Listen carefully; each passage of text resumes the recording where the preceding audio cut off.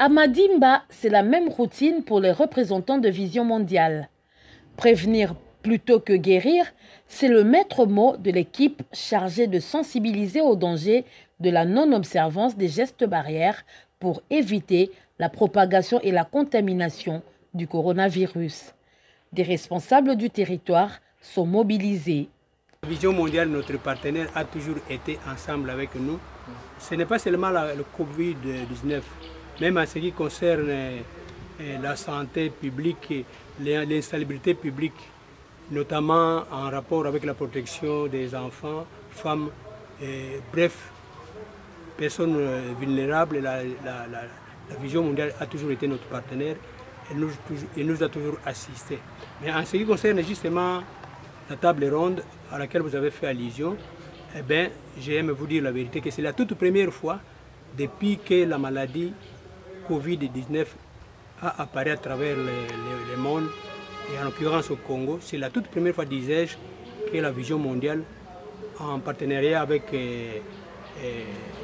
notre médecin, membre de l'équipe de riposte, pour nous en tout cas, c'est une opportunité qui nous permet justement d'en savoir un peu plus et de sortir avec un plus par rapport à la connaissance, par rapport aux mesures d'encadrement ou de protection. Donc pour nous, en fait, c'est une opportunité et je souhaiterais que cela ne puisse pas s'arrêter à ce niveau ici, que de temps en temps qu'on organise ce genre de rencontres qui puissent nous permettre évidemment d'en savoir un peu plus par rapport à la protection, par rapport à l'évolution de cette maladie qui sévit à travers le monde d'une manière générale, mais en l'occurrence dans notre pays, le Congo, la RDC, que nous aimons bien. J'aime croire peut-être qu'à l'avenir, ça ne va pas s'arrêter seulement à ce niveau ici.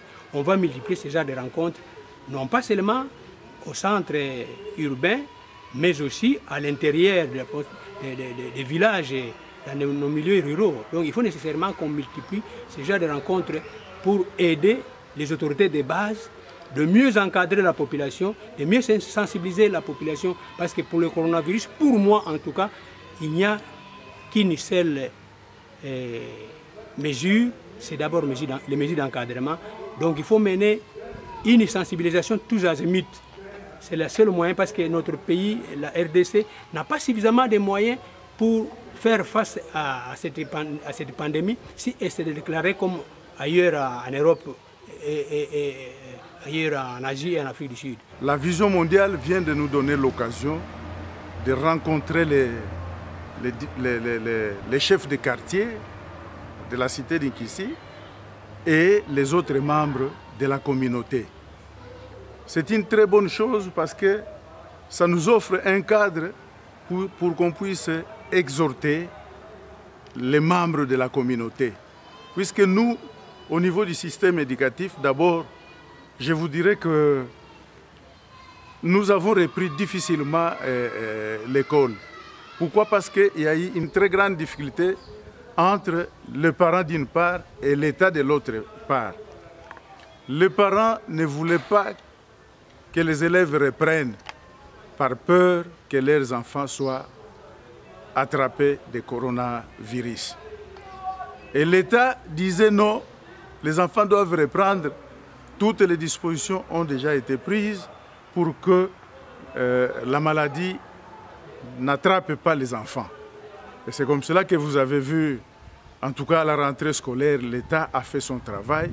Plusieurs matériels de lutte contre le coronavirus ont été distribués au niveau des écoles de la province, par le biais de la province éducationnelle, et la province éducationnelle a remis aux sous-divisions, les sous-divisions ont remis aux écoles. Et les écoles, à leur tour, ils ont remis aux enfants. Ici, je tenais à faire une certaine exhortation, parce que à la rentrée, nous avons donné une condition. L'enfant qui peut entrer dans une salle de classe doit avoir son masque.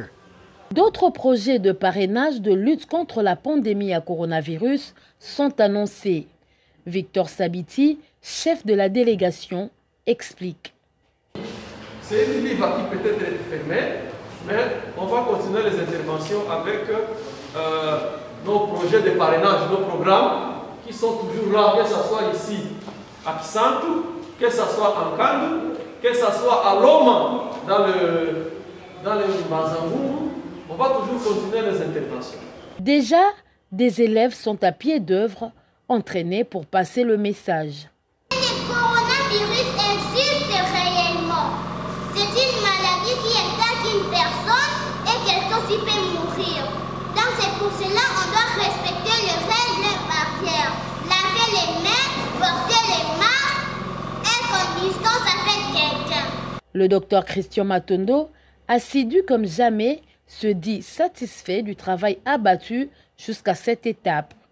Il s'est mis en devoir d'entrer en contact directement avec la population à travers ses représentants. Je suis satisfait, surtout des amis de la presse qui ont fait un grand effort de véhiculer le message. Le nombre que nous avons trouvé dans ça, nous étions surpris. Donc nous pouvons que vous remercier et demander aux autorités de Congo central. Ça, je demande spécialement à monsieur le gouverneur qui est en train de me suivre en ce moment, de ne pas baisser les bras. Nous savons que vous avez des priorités, mais n'abandonnez pas les priorités sanitaires. Et surtout en cette période où la politique domine les activités de notre pays, qu'à cela ne tienne, Excellence, Monsieur le Gouverneur, votre population, la population du Congo central, a besoin de votre message chaque jour, peut-être, concernant cette maladie à coronavirus. Mais ce n'est pas la fin de l'itinérance. L'équipe de World Vision a encore affaire au Congo central.